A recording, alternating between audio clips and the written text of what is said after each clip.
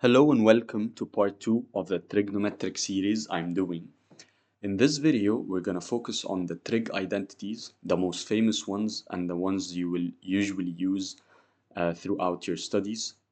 So let's start. I will go through the basics very quickly, and I've went through that in depth in the previous video, and I'd recommend you watching it if you didn't. So let's say we have a right angled triangle with this side called A, B, C, and an angle theta.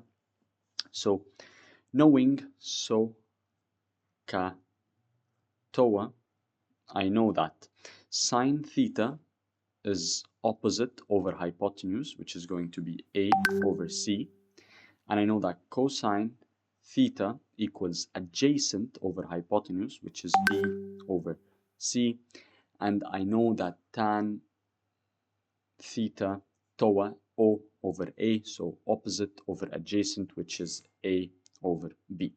Right. I know that A side is my opposite because it's opposite to the angle. C must be the hypotenuse since it is opposite to the right angle, and B must be the adjacent because it's the side next to my angle theta. Okay, so continuing, I know that cosecant theta equals 1 over sine theta, which is going to be equal C over A. I know that secant theta equals 1 over cos theta, and this is going to equal C over B. And I know that cotangent theta equals 1 over tan theta, which is going to equal B over A. Okay, let's start by doing our first identities. And the first identities we're going to look at are called the Pythagorean identities.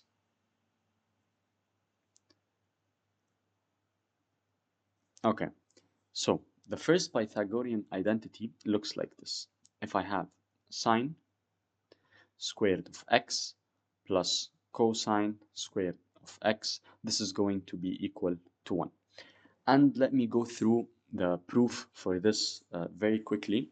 So again, let's say we have, looking at this same right triangle, okay, we know that in relation to theta, I know that sine theta equals opposite over hypotenuse, which is A over C. And I know that cosine theta equals adjacent over hypotenuse, which is B over C. Type. That means that sine squared theta is going to equal A over C squared, or A squared over C squared. And I know that cosine squared theta is going to equal B over C all squared, or B squared over C squared. So knowing this, I know that sine squared, okay, let's call these theta.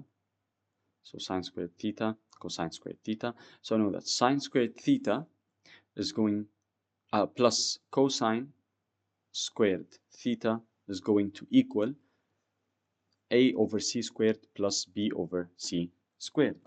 So sine squared theta I can write as A squared over C squared, and then plus cosine squared theta I can write as B squared over C squared. Let me quickly redraw the triangle here so you know what we're talking about. This is theta, A, B, and C. Okay, so now I can write this as A squared plus B squared over C squared. And from Pythagoras, I know when I have a right angle triangle, I know that C squared equals A squared plus B squared. So instead of this A squared plus B squared, I can substitute it with C squared. So this is going to equal C squared over C squared, which is going to equal to 1. And that's how sine squared theta plus cosine squared theta equals 1. So let me copy this identity, or actually I'll move it. So this is our first Pythagorean identity. Now let's move on to the next one. So let's continue from this identity. What if I divided both sides by sine squared? So let me copy it. So we have this as the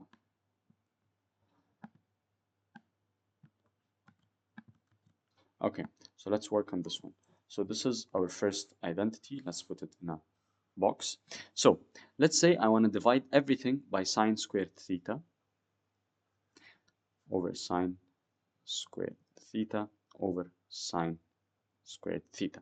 So this is going to equal sine squared over sine squared is going to equal 1 plus cosine squared over sine squared type. And I know that I know that cosine over sine is basically cotangent, or because tan equals sine over cosine, so cotangent, which is equal to 1 over tan, is going to be the opposite. It's going to be cosine over sine.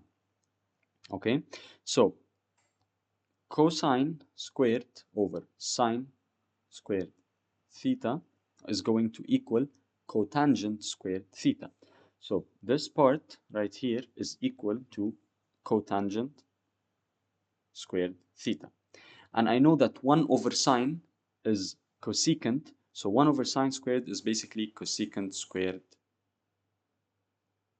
theta. And this is going to give me my second identity over here. Yep. Okay, but let's continue. And instead of dividing by sine squared, I'm going to divide everything by cosine squared theta over cosine squared theta over cosine squared theta.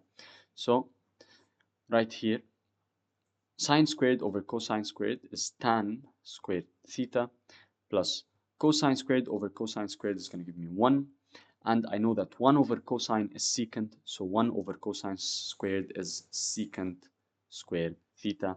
And this is my last Pythagorean identity over here.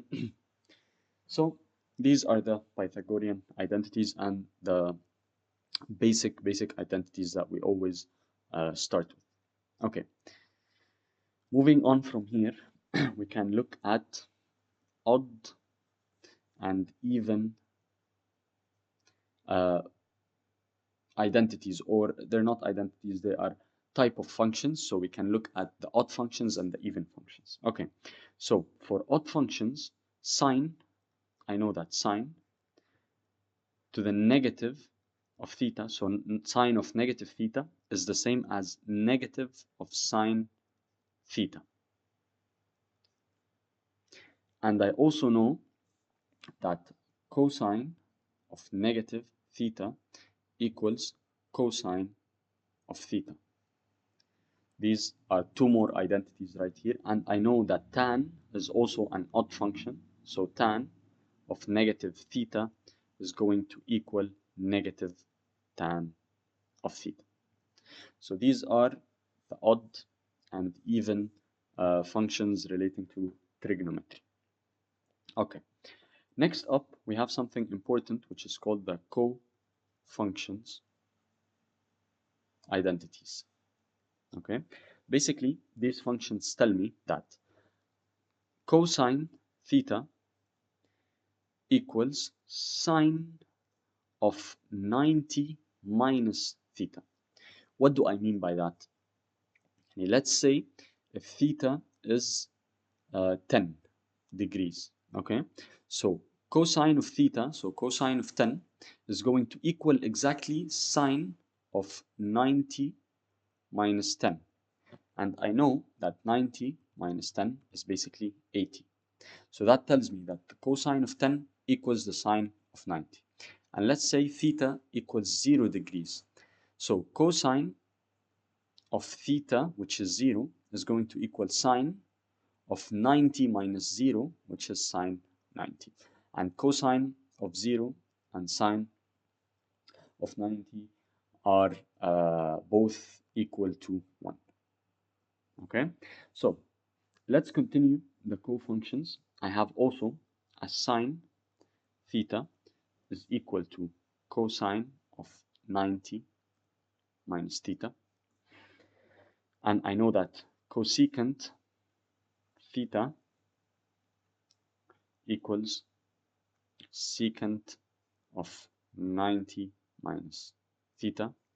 And my last one is cotangent theta equals tan of 90 minus theta. And 90 here is in degrees. I can repeat all of them, however, in radians. So let's say this is in degrees. So in radians, since I know that pi equals 180 degrees, okay, so 90, which is half of 180, is going to be half of pi, which is pi over 2. So instead of 90, let's take, for example, this one and try to write it in degrees. So cosine of theta, sorry, let's write it in radians. So cosine of theta in radians is going to equal sine of, instead of 90, I'm going to write it in radians, which is pi over 2 minus theta, and I can do the same for all of them. And just a quick note, if you want to change from degrees, let's say I want to change 90 degrees to radians, what will I do? I will do 90 multiply 90 multiply pi over 180. So 90 divide 180 is going to give me half times pi, so it's half pi or pi over 2. We can take another example. Let's say we want to change 30 degrees, this is degrees, to radians. So it's going to be 30 multiply pi over 180. So I know that 30 divided pi is 1 over 6 pi, or so 30 divided 180 is 1 over 6, times pi is 1 over 6 pi, so it's pi over 6. And the other way around, if I want to change, let's say from pi over 6 to degrees, I will do pi over 6, this time not multiply by pi over 180, multiply by the reciprocal, which is 180 over pi. So the pi's will cancel. 180 divided 6 is basically 30 degrees. Okay? Okay. Now, continuing our identities, we have another set of identities which are very, very useful. They're called the double angle identities. So the double angle identities go like this. So if I have a sine of 2 theta, this is going to equal 2 times sine theta times cosine theta. And if I have a cosine of 2 theta, this is going to equal cosine squared theta minus sine squared theta. Okay, and these I can write it also like this. This is also, so cosine 2 theta is equal to 2 cosine squared theta minus 1. And there is also a third form, which is 1 minus 2 sine squared theta. So in order to get these two, you can get them actually from this one over here. So let's do that quickly. So let's say I know that cosine 2 theta equals cosine squared theta minus sine squared theta. So let me, and I know from the previous identity that the Pythagorean identity, I know that cosine squared theta plus sine squared theta equals 1. So let's say I want to substitute this sine squared theta. So I will come here, look at this identity, and I will say that sine squared theta equals, I will move this cosine squared theta to the other side. So I will have a 1 minus cosine squared theta.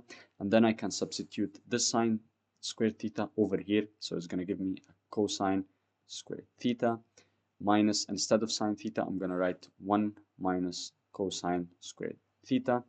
So I will have a cosine squared theta. Then I will distribute the minus. Minus times 1 is minus 1. Then minus times minus cosine squared is plus cosine squared theta. So I can combine these two to become 2 cosine squared theta. And then I have a minus 1, which is exactly equal to this. Okay? And I can do exactly the same for the other identity. So I know that cosine squared theta plus sine squared theta equals 1. Okay? And from here, so I can rewrite cosine squared theta as 1 minus sine squared theta. So basically moving this to the other side. And in this identity over here, we're going to write it as, instead of cosine squared theta, we're going to write as 1 minus sine squared theta. And then we have a minus sine squared theta. This is going to equal to 1 minus sine squared is going to be 1 minus 2 sine squared theta, which is exactly the same as this one.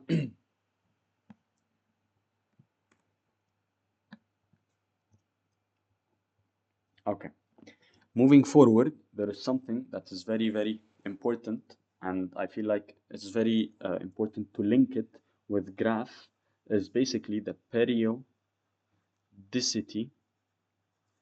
of the functions. So what do I mean by that? Periodicity comes from the word period, or period is the time taken for one cycle to occur, because we know that sine and cosine are cyclic, meaning that they repeat. Okay, so the period is basically how much time, or in our case, how much angles does it take to repeat sine and cosine. And we will take a deeper look at this. So let's start by saying sine of theta plus or minus 2 pi equals sine of theta.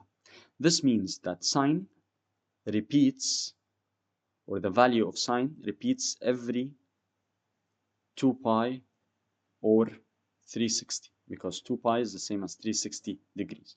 And let's see that, or try to visualize that on the graph. So let's draw an x, y graph over here. So this is the x, this is the y. Let's draw sine theta. Okay, let's name this as theta, not x. Okay, so it goes something like this. Okay, I know that this is 0. This over here is pi over 2. This over here is pi. This over here is 3 pi over 2. And this over here is 2 pi. So as we can see, when we started over here, we completed one cycle after 2 pi. That's why sine repeats every 2 pi. Okay, let's do the same for cosine. So we know that cosine of theta plus or minus 2 pi, and this 2 pi I can interchange it with 360 degrees, by the way. In case if I want to solve in degrees, I will use 360 degrees. So cosine of theta plus or minus 2 pi is going to equal cosine of theta. And to visualize this, let's draw the cosine graph of theta against y. We know that the cosine graph looks something like this. Okay, so we know that this here is 0, this here is pi over 2, this here is 3, this here is, sorry, is pi, this here is 3 pi over 2, and basically this here is 2 pi. So I can see that I was starting here, I was moving down, and then I completed one cycle and I started at the same point. So this point is exactly the same as this point. I'm moving down, and here I'm also moving down to repeat. So these points are the same, and we can see that it took 2 pi in order to repeat. So this also repeats itself every 2 pi or 360 degrees. Okay, let's take a look at tan. So tan is a little different. So I say tan of theta plus or minus pi equals tan of theta. This means that tan repeats every pi, or it repeats every 180 degrees, not 360. So let's visualize this. So let me draw my tan curve of theta against y. So I know that my tan curve looks something like this. So this here is pi over 2, this point, okay? Then I have another point over here, which is pi, okay? And I know that this point right here is 3 pi over 2. And again, this is going to be my graph. Okay, so I know that this point is 2 pi. So knowing that, if I compare, this point is exactly the same as this point, exactly the same as this point. So I can see that I started at 0, and then it repeated again at pi, and then it repeated again after another pi, which making it 2 pi. So I know from this graph that tan repeats every pi or 180 degrees. Okay. We have some more identities that we want to look at. Okay, the next ones are called the sum and difference identities. And by the way, I'm gonna leave to you in the description a very nice PDF summarizing everything, so you can have it all in front of you handy. So the sum and difference identities, they go like this. So let's say sine, I have two angles inside the sine added or subtracted to each other. Okay, this is going to equal a sine of the first angle times cosine of the second angle plus or minus cosine of the first angle times sine of the second angle. And notice the plus or minus here. This means that if this is an addition, this is going to be an addition.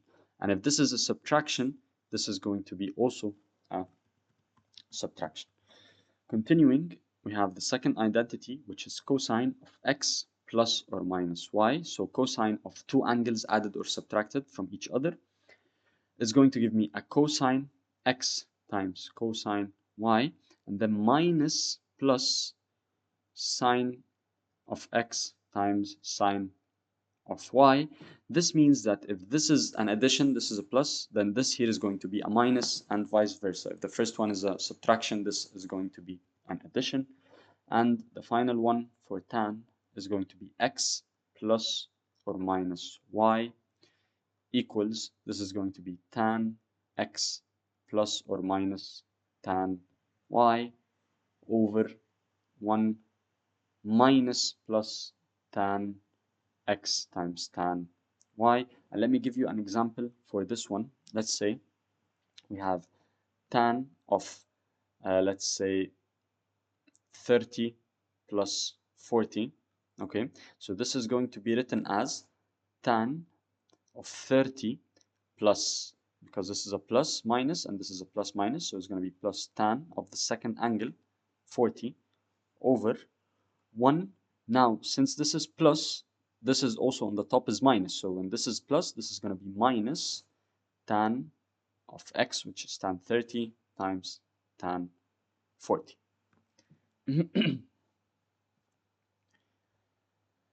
Okay, next up we have the power reducing identities. What does this mean? This means that, for example, when we have sine squared of theta, this can be written as 1 minus cosine 2 theta over 2. So here we reduce the power from a power 2 to a trigonometric function with a power of 1.